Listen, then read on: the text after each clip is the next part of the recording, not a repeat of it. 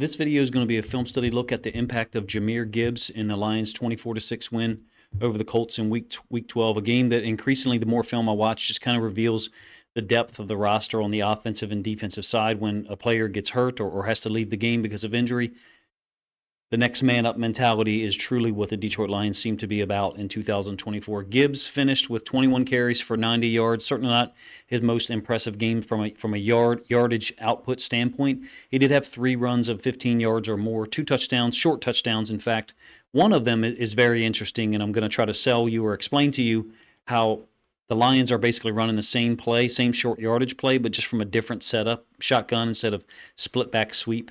The 24-6 win, to some apparently, is not impressive. I think it was. The defense held the Colts to a season low in points, season low in first downs, and the second lowest output in terms of yardage for a game in 2024. Meanwhile, on the other side, Montgomery gets hurt in the third quarter, and Gibbs handles it. It kind of looks like a ho-hum 390 yards of offense, 26 first downs. Oh, by the way, the Lions were 9 of 15 on third downs from an efficiency standpoint, including 4 run plays where it was third down and 4 yards or more, and the Lions continue to go against the grain, if you will, and convert by using the run in some of those situations. Let's get to the film. It certainly wasn't easy early on for Gibbs.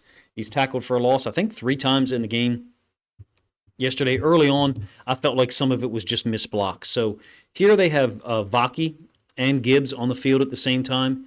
And Vaki's he's supposed to go get the front side inside linebacker, and Brock Wright's going to motion through and then help double team on the edge defender here. So they're trying to create a seam between this defender, theoretically, being widened up in this manner, and then Vaki sealing off that linebacker, allowing Gibbs to fit through that lane that's created by the kick-out block, essentially Wright and the left tackle, double team the edge defender, and then Vaki is supposed to go get Franklin, the front side inside linebacker. Well, the problem is he absolutely whiffs, and Franklin is there, number 1. Number 2, that defensive end who's supposed to get double teamed briefly, he peels off of Decker's block. They tackle Gibbs for no gain early in the game. First quarter, this is the Lions' second possession.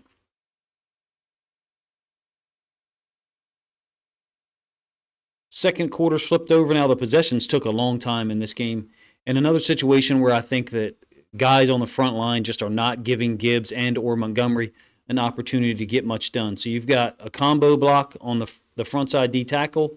Gibbs is going to take this downhill and then bend it back through this B gap on the other side properly. But the issue is that D tackle is able to split between the left guard and the left tackle. I think it's Stewart, and then Buckner is there as well. He caused problems at times. So early on, yeah, they slowed Gibbs down, and Montgomery at times, they had to punt on their first possession. But a lot of the issues, in my opinion, was up front, offensive line, tight end, running back related. It's a 3rd and 8 on that second possession where I'm sitting there watching this live. I don't know about you, and I'm watching the formation, and it's 3rd and 8. I'm thinking there's 2 tight ends here, tightly aligned wide receiver. Goff is under center, Gibbs on the midline. Like, this is a run play. And sure enough, they go downhill. Laporta inserts to get up to the front side inside linebacker. I think this is Ragnow moving up to the backside guy. Gibbs is running hard on this. And he's looking for 6, which sounds unrealistic. But the way he's hitting this downhill, he knows he's got to get the first down, first of all, on a 3rd and 8. But second of all, I think he's trying to burst through here. I'll give you the end zone angle so you can see it. The 3 runs of 15 yards or more, the burst. I was watching this game with family. I said this in the reaction video Sunday night. I was watching this game with family that don't watch the Lions at all, like certainly not like I do, but even by design or an intentional manner. And the first thing that my brother said, who's a huge run the ball and play sound defense kind of guy, said is, I knew that Gibbs was fast, but it almost looks unrealistic, some of the burst. This isn't a clean downhill run by him, but I love the jump cuts, the back and forth to navigate all this trash that's there and find his way to not just get 8 yards, but to get 17 on a 3rd and 8. Still second possession, and this one live speed kind of confused me. I was like, how does this D tackle get through here? Well, I don't think there's a good reason, but I'll give you the reason why in a moment. Additional to that, when I saw the All-22 this morning, I was like, why is Brock Wright in a 3-point stance when he's lined up at tight end. So I would suggest that Ben Johnson and those guys get him in a 2-point stance so they don't give this away. Basically, this is split backs down sweep. It just looks different because of the formation. I'll run it one more time through from the All-22, and then I'll show you the actual split back sweep play.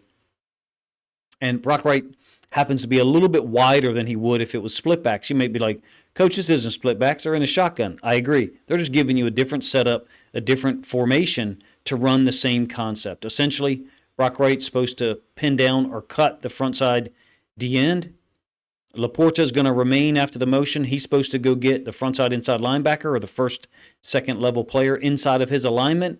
And then what those two pin down blocks theoretically are supposed to allow you to do is take the front side guard, in this case Glasgow, loop him out to go get the corner. Gibbs on a horizontal path would theoretically cut downhill, perhaps not at this angle. That angle, I drew that for illustration purposes because of the other line that was on the screen. It doesn't work out because Brock Wright misses the block on the front side D end. Laporta is supposed to go get the front side inside linebacker. He actually gets a 2-for-1. Glasgow's out in front. Gibbs makes it all work. If you don't believe me necessarily, let's check out the previous iterations of this concept. So Brock Wright pretty much in the same spot. I know that we've got a different angle view here, but in my opinion, his hand being down and his feet was a little bit wider. I would say another yard wider to the top side of our screen in that direction. But the scheme is the same thing. The guard is still going to pull out to the edge. It's filmed from the game earlier this season against the Bucs, the home loss, and it's a 4th and 1. Normally, that's when you're seeing this type of play concept being used. In this case, Detroit is using it down in the goal line against the Colts. It's not run from an under center standpoint, but the blocking scheme is exactly the same. The timing for Gibbs as the running back is exactly the same. The only difference is Brock Wright's alignment is a little bit wider. That could be a somewhat problematic if defensive ends are going to just basically run through here. He's going to miss to the front side, so he's going to be too far to our left. He's trying to cut the outside leg of the defensive end. That's the idea. In this case, 54 is free. You can see the 2-for-1 nature that Laporta gets with the front side inside linebacker and the safety who chased him. Same path for Gibbs. Same exact play concept, just running it out of the shotgun so Ben Johnson and those guys don't give away their intentions just by lining up. We're now into the third quarter here. Lions are up 14-6. Outside zone to the left. Look, the Colts defense is fast. They gave the Ravens severe problems last year in week 3 with our run game and their speed, particularly their guys at the second level, one of which is named Speed, EJ Speed, and then Zaire Franklin, their inside linebacker. Those guys are quick. They get to the ball. They take good angles. Defensive line is usually penetrating type guys that try to get upfield a little bit, reset the line of scrimmage. Gibbs is trying to bounce this, and the defensive end, I'm not going to try to say his name. I think it's 54, the same guy that I spotlighted a little bit on the previous play. He's able to make the tackle. They tackled Gibbs for a loss, I think, 3 times yesterday afternoon. 5th possession now in the third quarter. That first possession of the third quarter obviously ended in the turnover on downs. Disappointing that Detroit wasn't able to get another score at the end of the second quarter, nor was able to open the third quarter by getting any points at all. But here we are with their 5th possession. Late in the third quarter, beautiful concept, man, with Amon-Ra St. Brown running across the line of scrimmage. And this is the one that, again, my brother, who's a former football coach as well, was talking about the burst. So St. Brown at post-snap is going to run against this motion. So Williams is motioning right to left for the offense. Ball is snapped once he gets through, and St. Brown's going against the grain of that motion. He's not going to block the edge defender because Laporta is supposed to dig him out. So Laporta is basically supposed to base block him and let Gibbs cut this back. St. Brown would theoretically pick up a second-level defender in the form of a corner. He runs past him. It doesn't matter because Gibbs' speed, his burst, he doesn't go gears 1, 2, 3, 4, 5. He goes like gear 1, 4, 5. It just happens incredibly fast right here as soon as he's put that foot in the ground. Laporta hasn't lost here, but he didn't do as good a job, I think, as he could have. with that defensive end. St. Brown runs past this defensive back. Perhaps that's the design to set up a play for later on where you throw it to him out in the flats. Anything that creates horizontal conflict in a defense with the threat of jet motion, number one, or post-snap movement, a guy like St. Brown slipping out into the flats, has the potential to hold defenders and create those cutback lanes just by the horizontal nature of the motion or the post-snap movement, in this case by St. Brown. That one went for 16 yards. That was on a 1st and 10. Here we've got another 3rd down run. Obviously, this is the one that Gibbs is going to pick up the unsportsmanlike conduct penalty on. It's not designed to bounce out down here, in my opinion, but Gibbs makes it work. It's a 3rd and 5, and it's bunch A with the running back to the boundary, coming back to the field. So that's one element of this that I think you could say, Coach, you might be wrong. This may be the type of play where Ben Johnson is setting it up to allow him to bounce it because there's so much room down here. Basically, with the ball on the left hash, you have more space down to the field. So it could be something that they're running, especially with Sewell trying to dig this defensive end out of there and create that downhill lane inside of Sewell's block, underneath of it, I guess I should say, and then bouncing it to the outside. No one's going to catch him to the corner. I'm not sure what was said or why that's so automatically a penalty. It does seem like those are called more often. If the NFL wants to be consistent about it, then maybe they shouldn't use player celebrations on their website and some of their highlight reels. But in any case, Sewell digging out the defensive end. Combo here up to Speed, the front side guy. Wide receiver blocking the safety. So leaving the field side corner 33 totally unblocked. Gibbs gets away from him for a score. I believe that's the one that made it 21-6 late in the 3rd quarter. 15-yard gain on a really cool, well-designed play. It's a faking a reverse with Jamison Williams, number one. And then number two, Laporta is going to cut this downside defensive end on a split zone concept. So when we say split zone, what we mean is the offensive line is working to their right in this direction, but the tight end / H-back is going in the opposite direction. I believe that's why the word split is applied. The defensive end, however, 94, is actually totally unblocked running down the line of scrimmage. Laporta ends up cutting a safety, and 94 is free, clean, but it kind of doesn't matter. Well, it actually doesn't matter when it relates to Jahmyr Gibbs. He's got such a head of steam, and if you give him any space at all, he's got so much wiggle while he's in 4th gear or almost 5th.